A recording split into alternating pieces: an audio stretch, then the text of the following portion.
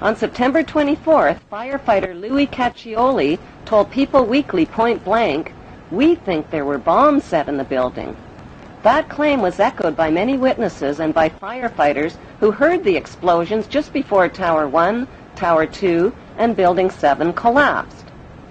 The steel-supported twin towers were built to withstand the impact of a passenger jetliner, yet the official explanation for their collapse is that the burning jet fuel heated the steel support beams and caused them to buckle. Expert independent investigators insist that it's impossible for jet fuel burning in oxygen to melt steel, and that most of the jet fuel burned up outside the buildings in clearly visible fireballs. After the crashes, the white smoke turned black, indicating cooling temperatures, not rising temperatures as reported. Why did a company called Controlled Demolition quickly haul away, melt down, and dispose of 499,850 pieces of structural steel that could have proved the temperature the steel had reached and the use of explosives? Why did Tower 2 that was hit last fall first, 53 minutes after being struck, whereas Tower 1 fell 1 hour and 28 minutes after being struck? An even bigger mystery is why Building 7, owned by Larry Silverstein, collapsed much later on in the afternoon, even though it had never even been hit. If these 3 World Trade Center buildings were rigged with explosives, when could the explosives have been installed, and who controlled access to the buildings? The 30-year-old World Trade Center has always been publicly owned and managed by the New York, New Jersey Port Authority. That is, until a Jewish businessman named Louis Eisenberg became the chairman. Eisenberg is an active leader in Jewish Zionist organizations.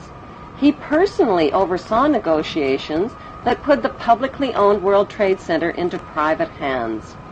Those private hands belonged to 2 Jewish pro-Zionist billionaires named Larry Silverstein and Frank Lowy, even though their bid was lower than other bids. Lowy served as a commando in the Israeli army, and Silverstein just happens to be the former chairman of the United Jewish Israel Appeal.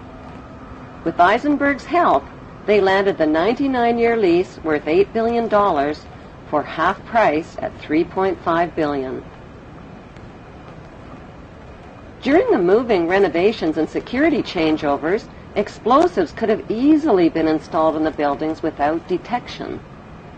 George W.'s brother, Marvin Bush, was not only the director of the World Trade Center's electronic security company, he was also the director of the World Trade Center's casualty insurance company called Houston Casualty. That company terminated their insurance coverage for the World Trade Center before 9/11, right in the nick of time. Another suspicious company occupied the 16th and 17th floors of the North Tower. That company, called Zim Israeli American Shipping, suddenly broke their lease, paid a $50,000 penalty, and moved out of the World Trade Center only weeks before 9/11. Zim Israeli American Shipping is owned by Zim Israel Navigation, which just happens to be owned by the government of Israel.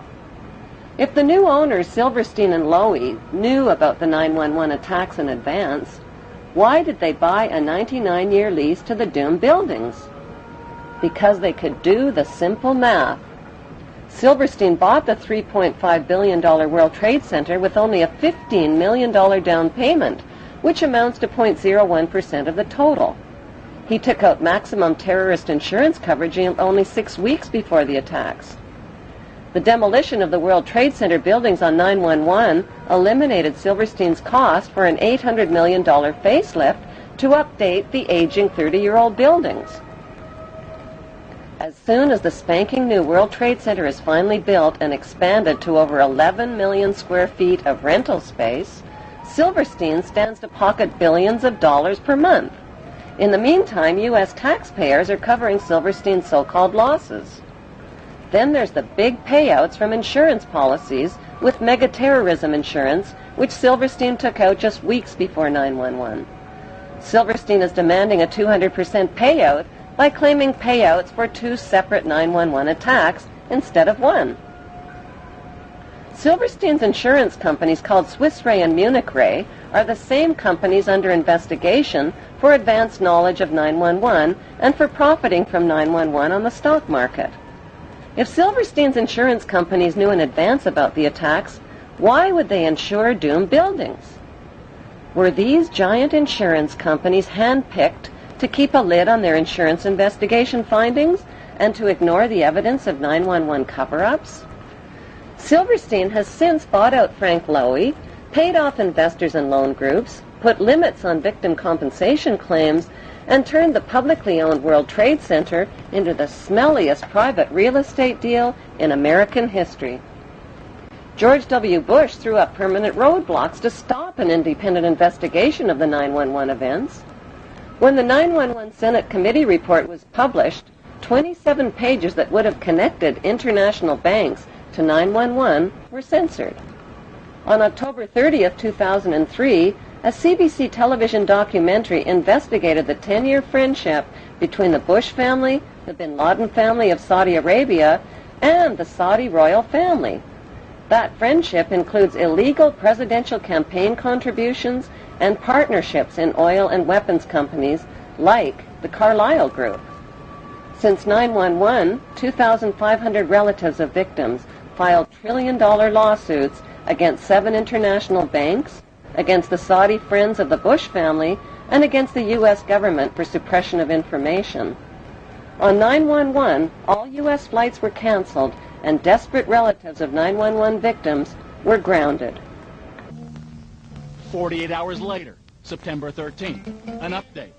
Private flights were still prohibited. To take off required government approval at the highest level.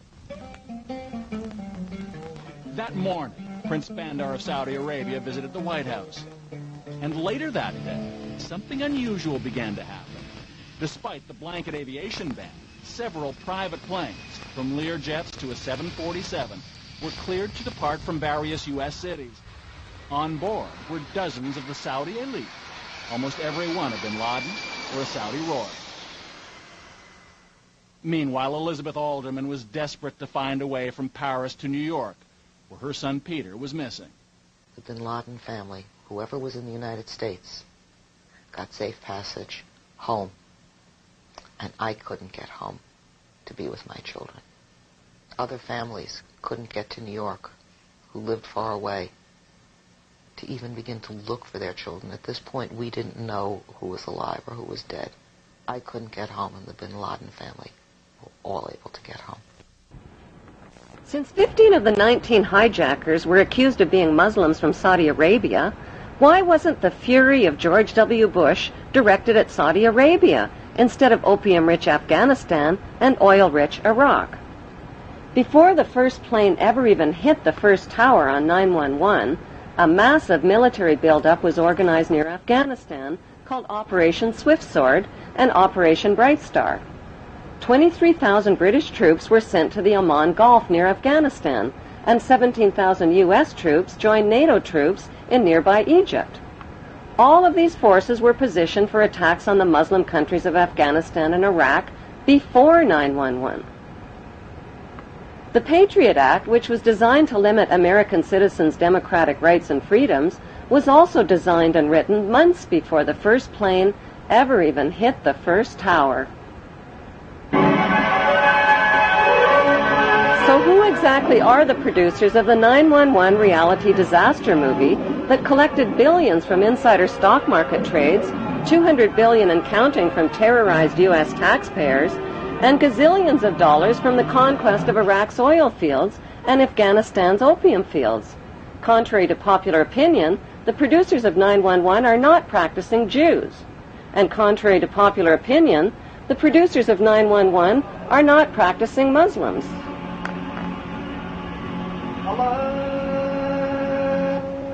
They are a secret network of international pirates who identify with no nation, no national flag, and no established religion. Their flag is the skull and crossbones, and their god, G-O-D, spells gold, oil, and drugs. It is important to understand the difference between the term Jews, Hebrews, and Zionists.